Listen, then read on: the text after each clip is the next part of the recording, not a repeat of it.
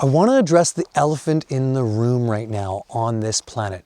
It's that our systems aren't working. Something's broken, something's off, and we're amiss.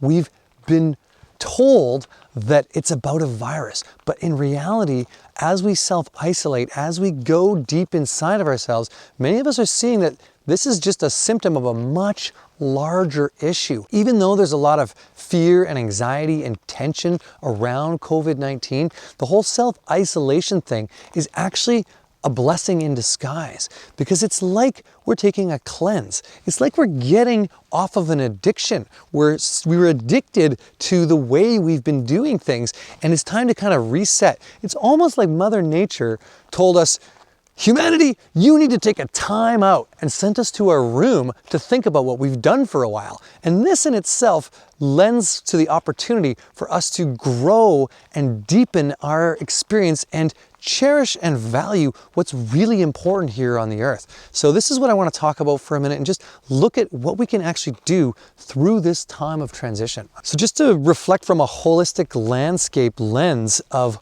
what's going on at a psychological level, interestingly enough, COVID-19 affects the lungs and the large intestine. This is the metal element in Chinese medicine. This is all about letting go. So on a psycho-spiritual level, a lot of the grief and tension around this is about actually letting go of what no longer serves you. This is also, if we look at it from that kind of perspective, a great opportunity to kind of go into oneself and deepen the kind of wisdom connection to the divine, but also to what actually is what we want to do in the world. What is most important to us? And this is what I'm really excited about, is the rebirth process that's coming out of this. Lungs are associated with fall and the kind of letting go of the season. And even though it's spring and everybody's got this lung stuff going on, it is all about letting go, and it's all about that kind of releasing to the unknown. We don't know what's going to happen. All we know is that we can act accordingly right now by removing ourselves from being part of the problem. And with that, we have an opportunity to go deep inside and release ourselves of an addiction to having everything the way we want, an addiction to the ready, fire, aim reality where we can always get new things all the time.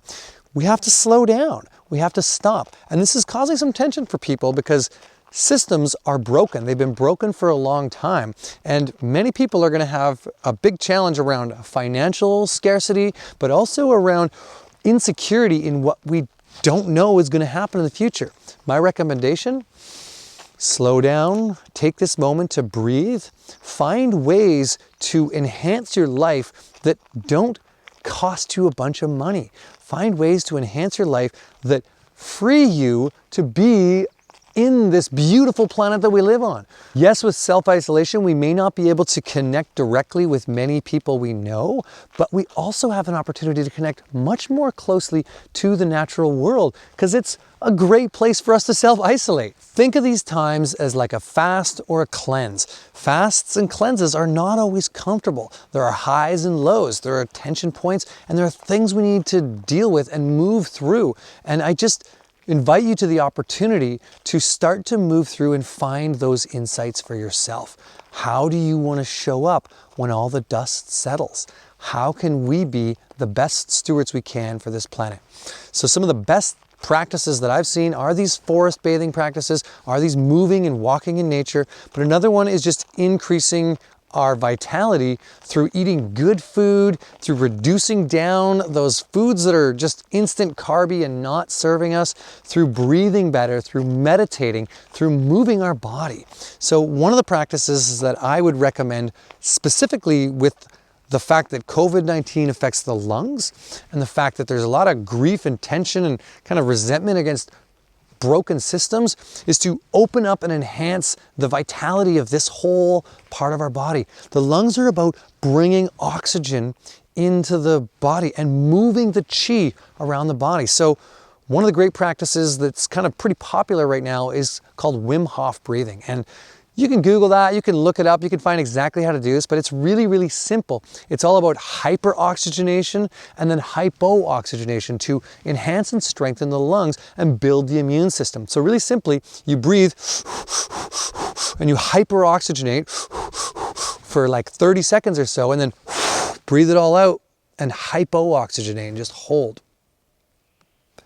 And what this does is open up the body and move all that chi around and enhance the vitality. Now, there's other pranayamic breathings and other patterns like this that we can do, but it's just a great one we can do at home as a way of moving through this. Another thing to look at in these times is our demons. It's the dark night of the soul. It's hard to be by ourselves. We need to get what we call, quote unquote, fun comfortable with looking at our negative stuff, at our hard to deal with stuff, at our fears, at our anxieties. This is rough terrain to walk. But until we do that purge, that kind of spiritual cleanse, we can't show up as our best selves. So the opportunity in this is to look at what is challenging for yourself. Are you a smoker? Maybe this is a really good time to quit. Are you addicted to carbs? Maybe this is a good time to acknowledge that. Do you get addicted to the news and look at social media all the time? Maybe it's a good time to slow down and stop that.